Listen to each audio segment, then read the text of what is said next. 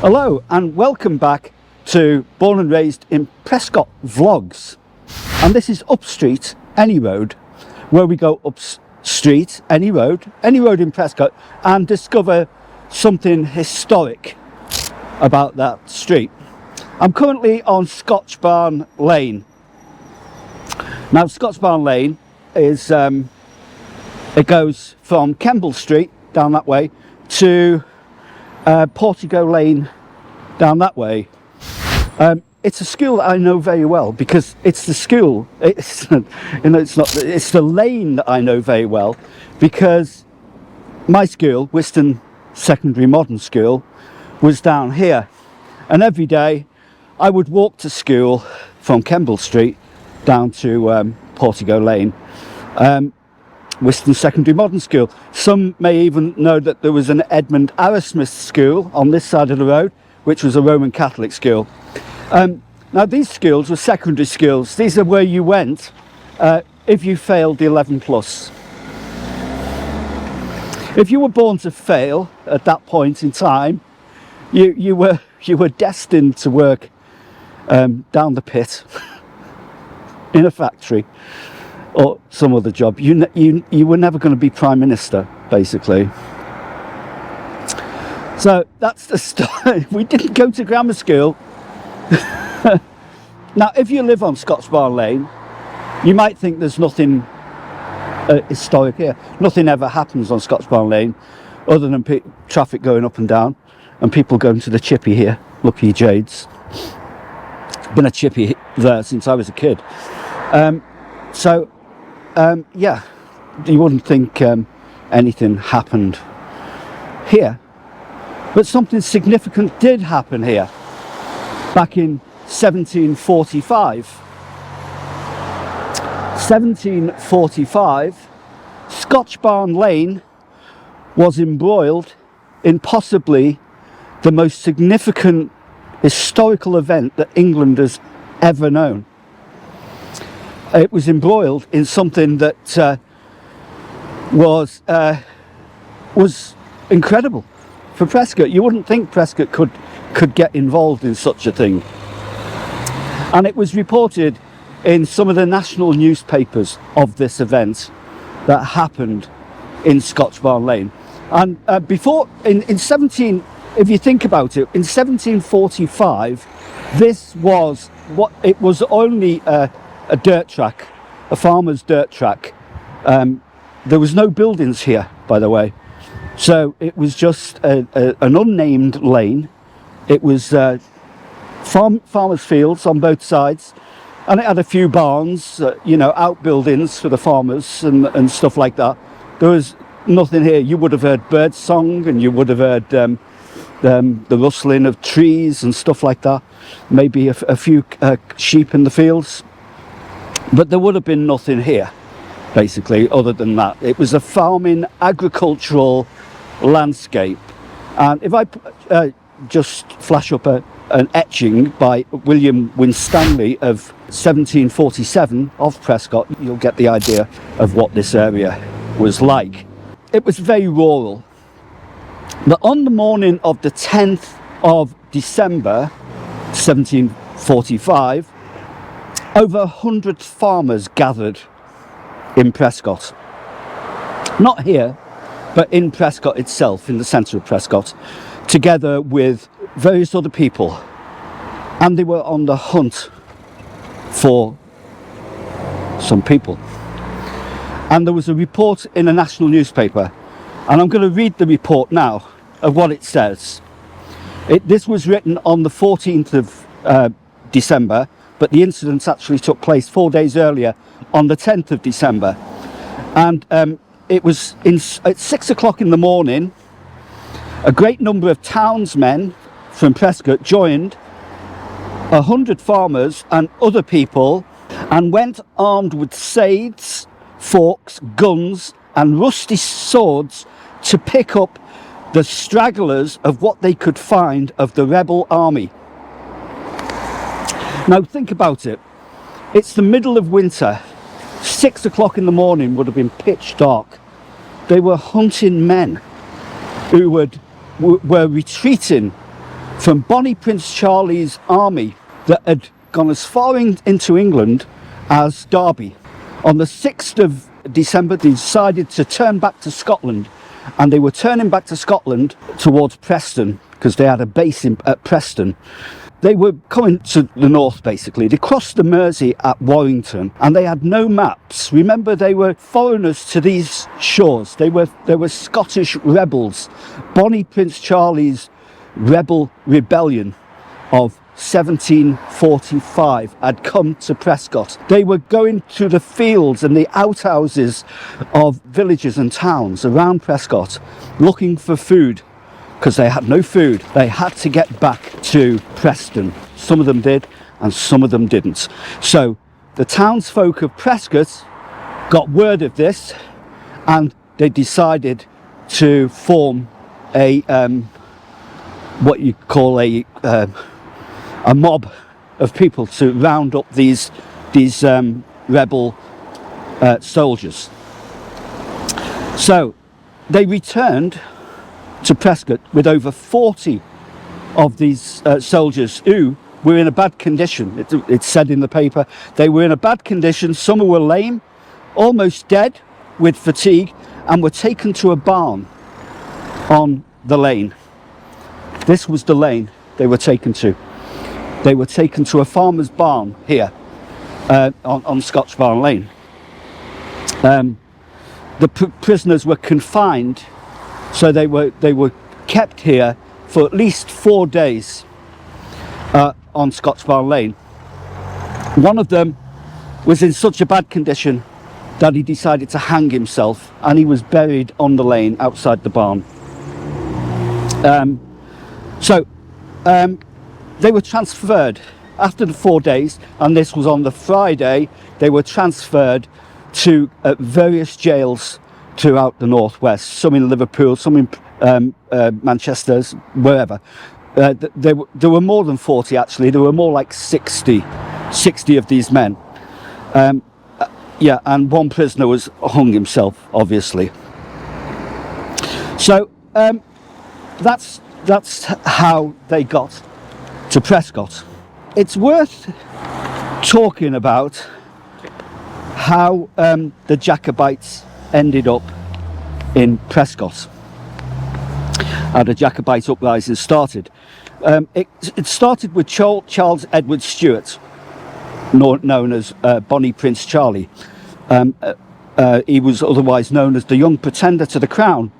He left France to travel to Scotland in July 1745.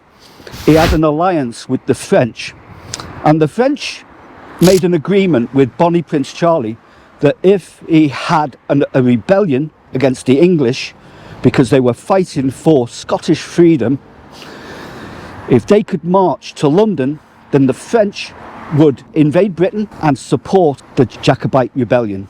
So what was decided in August, he gathered supporters, having avoided the armies, the government armies, and travelled to Perth in the south of Scotland. In September, he entered Edinburgh and defeated government armies decisively. This is earlier. This is before this events that happened in Prescot. Then they democratically decided to move south to England. They took Carlisle in November and moved south to Manchester. They were situated in Manchester and took Manchester without any significant fighting at all. They left Manchester, and before dawn on the 1st of September they broke into 5 different sections. They crossed the Mersey at Warrington, and some of them went to Wales and some of them went to Ashbourne in Derbyshire, and then the rest of them went to Derby itself. You're looking about 20,000 men in all that were looking to go to London, basically, and take control and put James III on the throne. Yeah. The problem the government army had is they had no sat-nav, they had no information as to where the Jacobites were. So they kept missing them. They kept crisscrossing the lines, and the Jacobite army outflanked the English army who went north looking for them when they'd gone south to Derby. So they completely missed each other, and they were settled in Derby. Now, they had a council in Derby. They had to decide what they were going to do. They had a straight run to London. They could have gone to London. There was nothing defending London at the time. In fact, London was panicking because the Jacobites were coming. There was a run on the banks. People were leaving the city because they thought the Jacobites were coming and they were going to basically slaughter everyone. So there was real panic in the land. But they made an incredible decision on this at this time, and they decided that they're going to turn back. They're going to turn back to Scotland when they had a complete run at taking over the English crown. Just imagine that. This was a turning point in English history. They could have done it. They were well on their way to taking over the English crown. If they had gone south to London, we would have been talking about a totally different England now, a totally different Britain that would have been ruled by Scotland and not by the Southerners, the South, basically. It could have been so much different if the Jacobites had have gone to London, but they didn't. For some reason, and some believe it was that they didn't trust the French, that they would invade and support them, and there were many reasons why they didn't do that. And historians have argued about why did they do that. The Jacobites had a lot of support in the north of England. A lot of northerners joined the Jacobite Rebellion. A lot of towns and cities supported what they were considered the underdogs, but they supported them. But the thing is, as soon as they turned round and went back up north, people turned against them. Towns and cities and villages turned against them. They were seen as a defeated army. They were defeated in their eyes, basically. They were running away when they should have been going down and taking the crown. They didn't. They decided to come back. And so as they were coming back, they came back in a mismatch of conditions and in a mismatch of ways. They were raiding people's own private food supplies and stuff like that. So the population turned against them. And Prescot was no different than that. Prescot did indeed turn against the Jacobites. And so they were the prisoners they took, the Jacobite rebels, were here on Scotchbarn Lane, and that's how it became known as Scotchbarn Lane.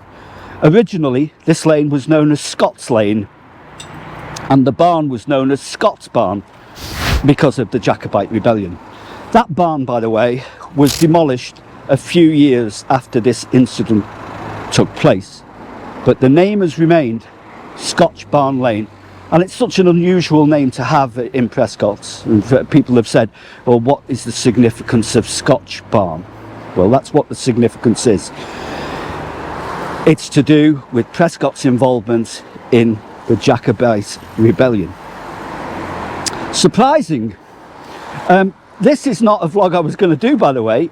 I just came across this newspaper article and this report about the Jacobites in Prescot, so I thought I'm going to have to do a vlog about this. And this is sometimes what happens when you're doing local history vlogs, is that you discover things totally unexpected. Now, I've been going up this lane all my school life. None of the teachers told me anything about this. They don't teach you stuff like this at school. They should know, shouldn't they? You think teachers know everything, but they don't actually know everything. You find out stuff much later. Even for a secondary modern boy, that's not a bad thing to discover, is it? About the Jacobite Rebellion in Scotch Lane, in Scotchbarn Lane. So, what exactly happened to the prisoners who were stationed here? What do you think happened to them? Well, they didn't have a good time, unfortunately.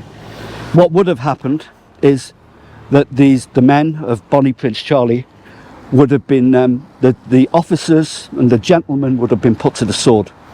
They would have been killed immediately on the lane here. The rest of them would have been sent to penal colonies. They would have gone to the West Indies, usually the West Indies, Barbados, places like that. They would have had 7 years hard labour, fortitude out there. They would not have survived. They had a hard time. It was a hard price to pay for freedom, but it was an even harder price to pay for not seeing through and going for victory. Turning round and going back, turning round on anything in life is the wrong thing to do. They had an opportunity to take the crown. They had an opportunity to change English history, and that opportunity was encapsulated here on Scotchbarn Lane. So that's the story of Prescot's involvement in the Jacobite Rebellion. I hope you've enjoyed this vlog and that you'll give us a thumbs up.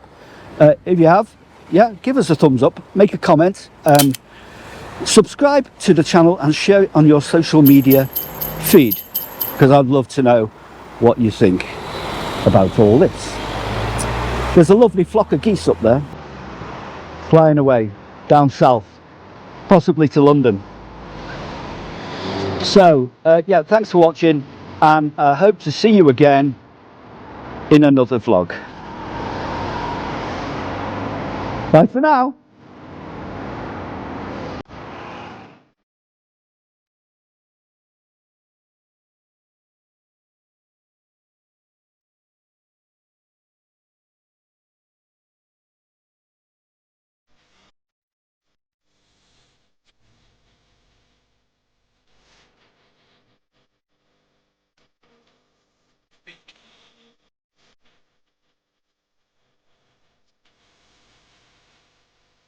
Oh, the wind howls along the wage road, thunder claps rend the air. Baffled our foes stand on the shore, for they will not dare.